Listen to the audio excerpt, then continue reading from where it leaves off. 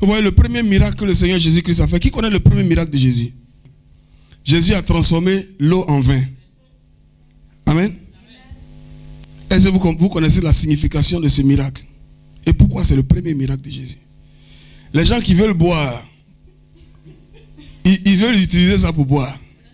Pour dire, Jésus a transformé l'eau en vin, non? Donc on peut boire. Amen.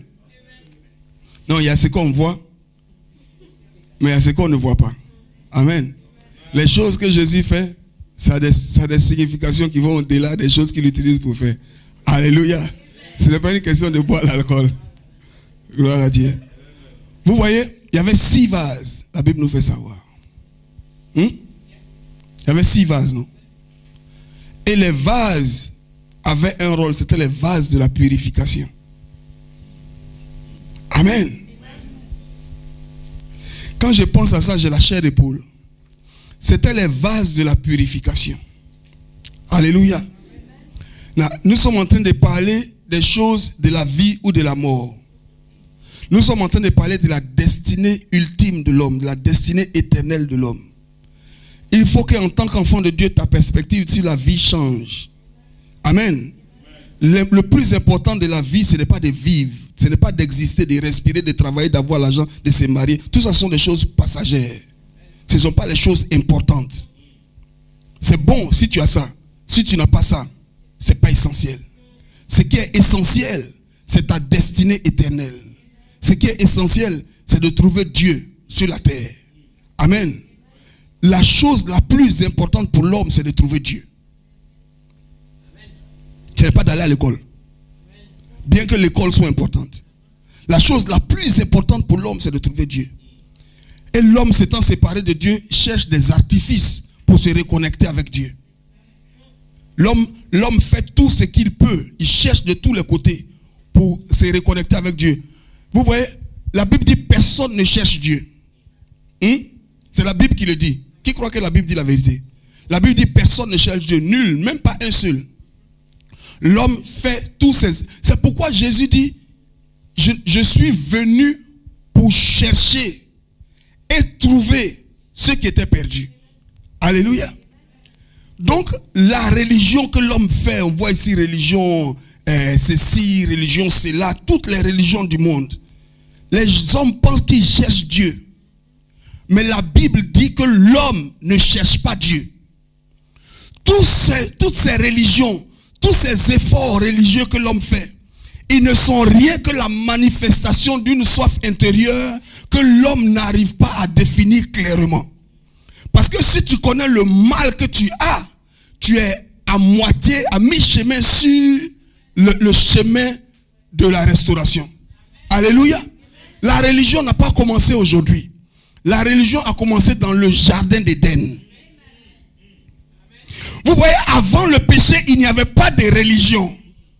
Avant de pécher, il n'y avait pas de religion. Il y avait la communion.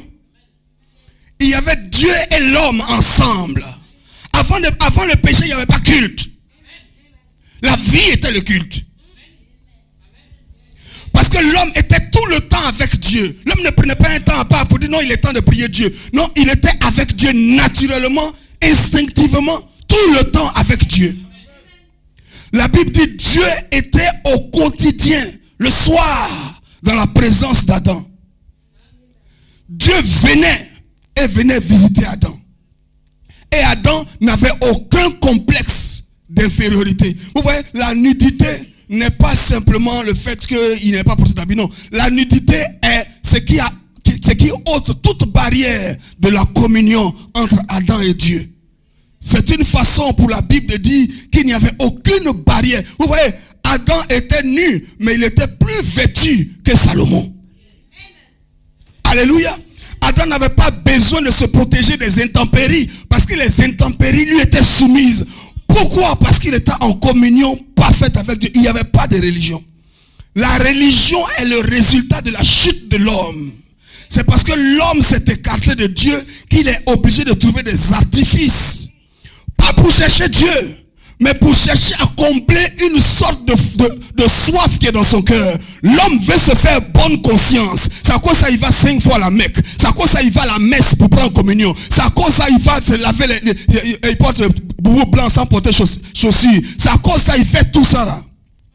Dieu ne lui a demandé rien de ça. Alléluia. C'est parce qu'il veut se donner bonne conscience, parce qu'il sait que la conscience est pourrie. Vous voyez d'où ça a commencé? Quand Dieu est venu chercher son bien-aimé, l'homme avec qui il était tous les jours, l'homme qui a péché est parti se cacher derrière les plantes. Et la Bible dit, il a pris des feuilles pour se couvrir. Voici l'origine de la religion. La religion, c'est self-défense. La religion veut couvrir la pourriture qui est dedans. La religion ne veut pas exposer l'homme pour dire Dieu, mais voici, fais ce que tu veux. Prends-moi et puis travaille à l'intérieur et puis enlève les plantes qui ont été plantées par Satan. Non, la religion veut couvrir les affaires. Et tant que la religion est ton prétexte, tu ne vas jamais trouver Dieu. Alléluia. Le jour où j'ai trouvé Dieu, je l'ai trouvé dans le fin fond du péché. C'est là où on trouve Dieu. Alléluia. Je ne le cherchais pas, je partais tout droit. Il m'a tapé par la tête, dire tout droit. Il dit, ah Seigneur, qui es-tu? Comme Paul. Amen. Et les 6 vases qui sont dans le livre de Jean, le premier Jean ou Marc 2, je sais pas. Qui est quelque part là? Ces 6 vases, vous voyez, 6, c'est le chiffre de l'homme. Amen.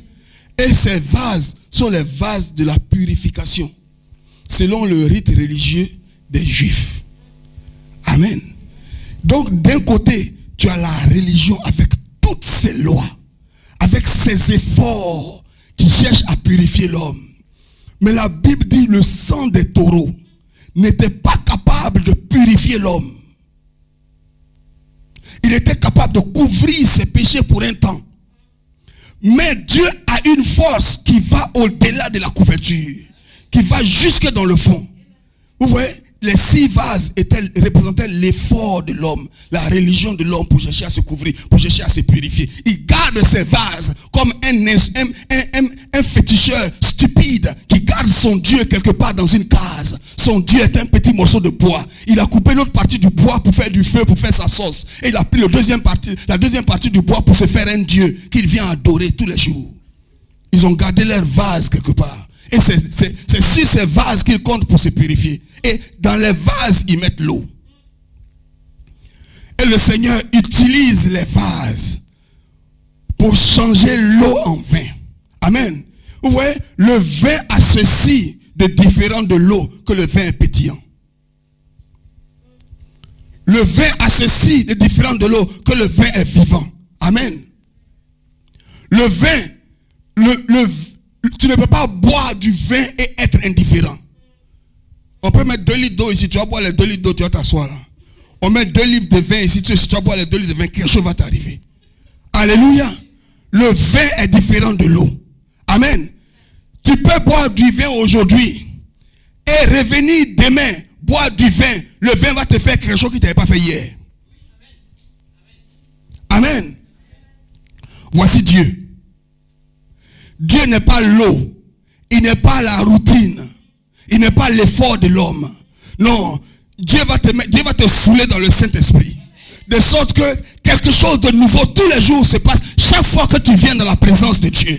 Chaque fois que tu viens dans la présence de Dieu, il y a quelque chose de nouveau, il y a quelque chose de pétillant. Ton cœur bout toujours. Ton cœur est toujours dans l'attente de quelque chose de nouveau. Ton cœur est toujours en train d'attendre quelque chose de nouveau. Pourquoi? Parce que tu n'es plus dans te saouler avec l'eau. Maintenant, tu te saoules avec le vin de Dieu. Avec le vin du Saint-Esprit. Dieu fait toujours quelque chose de nouveau. Alléluia. Ça va au-delà de la religion.